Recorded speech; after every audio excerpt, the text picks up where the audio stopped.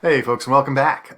So before I dive into step two in the skeptical progression from the first meditation, I want to step back for a second because I was so excited in the last video to get started down this skeptical path that I kind of forgot to say why Descartes is doing it. I kind of forgot to motivate it. And it's really important to see why Descartes is taking us through the skeptical progression, why he wants to excavate all of the claims that he thinks that he knows and ask whether he ought to accept them. So Descartes mentions in various places that he was struck often by how much of his knowledge he just took for granted, how much he just accepted from the testimony of others, how much was just taught to him, and he just took it for granted and never really called it into question. And also how many things that he was taught he came later to learn were mistaken. He came to understand that they were wrong. And this thought really struck him and worried him for a particular reason. Right? So if we think about how knowledge is structured, a sort of common conception about how knowledge is structured, we tend to think that our beliefs build on top of one another, right? You believe one thing, and because you believe that, you believe something else. And because you believe that, you believe something else. And some beliefs have a whole lot of other beliefs resting on them. They seem more central, more foundational. A belief, for example, that the external world exists is extraordinarily foundational to a whole lot of other beliefs that you have. That trees exist, and that clouds exist, and that snow exists, and a whole bunch of beliefs about how those different things interact with one another. That snow falls from clouds, that water evaporates. I don't know, thinking about snow because it's snowing today as I record this. But all of these beliefs fit together in such a way that some of them give support to others. And those others support some of our most profound scientific discoveries. And those might be called into question if some of the more basic beliefs are called into question. And they also guide our actions, and our actions might be misled if some of those foundational beliefs are called into question. Yet, we don't know those foundational beliefs with certainty. Many of them are just the things that we've taken for granted, just the things that we've been told along the way or been taught along the way and never really called into question.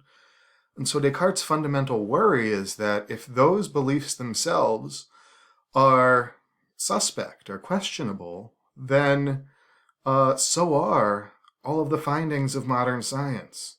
So are all of the beliefs that I act on in my daily life. And that's worrisome. I want to be sure that the beliefs I'm acting on and that the beliefs that I get from modern science are true, that they're correct, that they're good guides for my action and good guides for further investigation and good guides for the engineers who are building bridges and good guides for the rocket scientists who are building rockets and good guides for the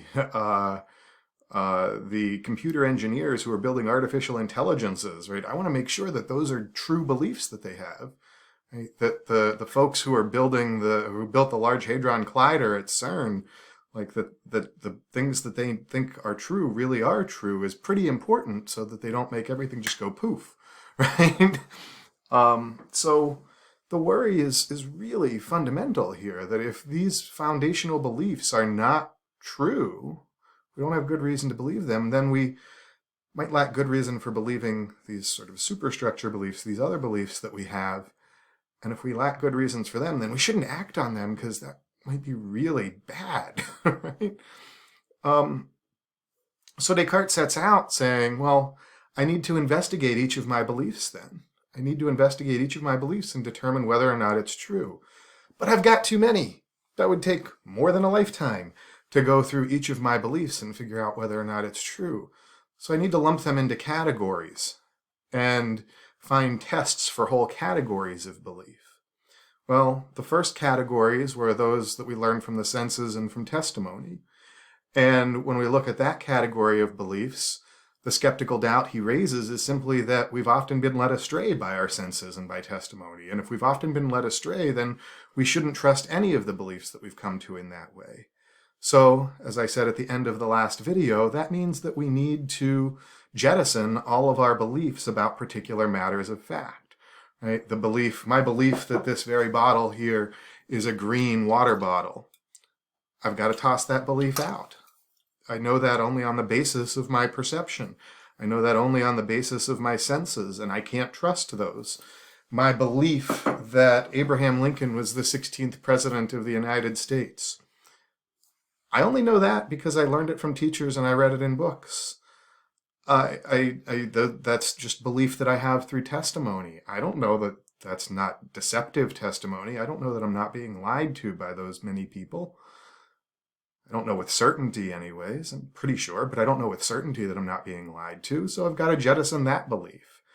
My belief that my own son is 7 years old. I know that because I was there when he was born, and I know that he was born 7 years ago in my experience, but that all relies just on my sense experiences. I could have been fooled. I could have been deceived by my senses. So I can't trust even that belief. The second set of beliefs that Descartes wants to call into question are my beliefs about general truths about the world, not particular matters of fact, particular facts that we might discover, but more general truths, like that objects take up space, that they are extended in space and time, that they are solid, that they have colored surfaces, or that they reflect light, that sounds have particular pitches. Right? Not that any particular sound has a particular pitch, but that all sounds have some pitch. Right? These sorts of ideas, these general truths about the world, we haven't yet called into question. That there are cause and effect relationships between things in the world, we haven't yet called into question. So how might we doubt those beliefs? Do we have any reason to doubt those beliefs? And this is where we get to step 2 of the skeptical progression, Descartes' famous dream argument. He says, I have had dreams in the past where I believed I was awake. I thought that what was happening in the dream was real, and that when I awoke, I couldn't tell what was dream and what was real. When I reflected back on the dream, I thought of it as if it was a real memory. And I'm sure we've all had those experiences at some point, some vivid dream that when you wake up, you believe that it actually happened. Or you think about something later in the day and you go, I don't know if that happened yesterday or if I just dreamt that that happened. And when you're in the dream, well, you don't know that you're in the dream. You can't tell that you're in the dream.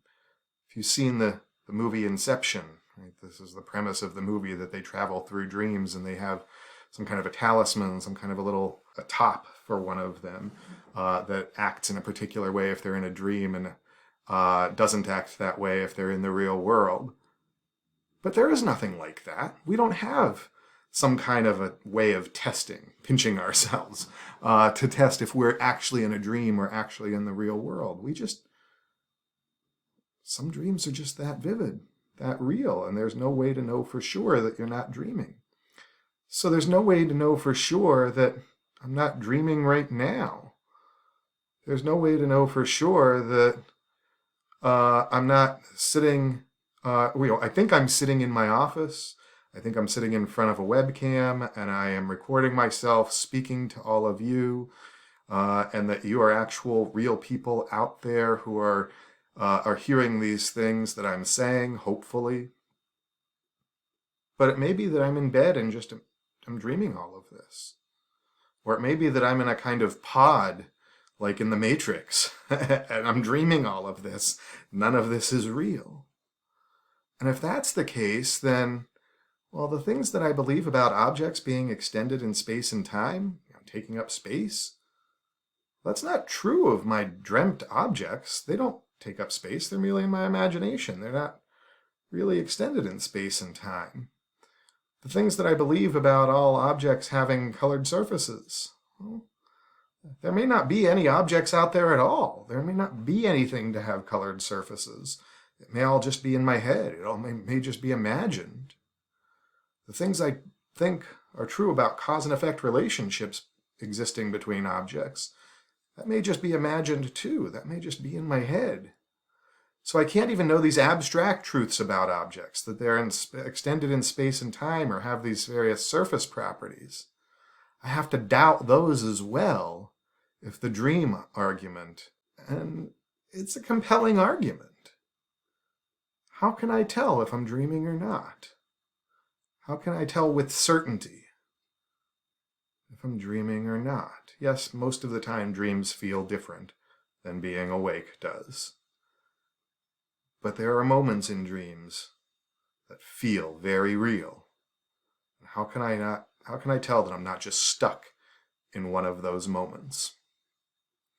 All right, I will leave off there and pick up in the next video with step 3 of the skeptical progression.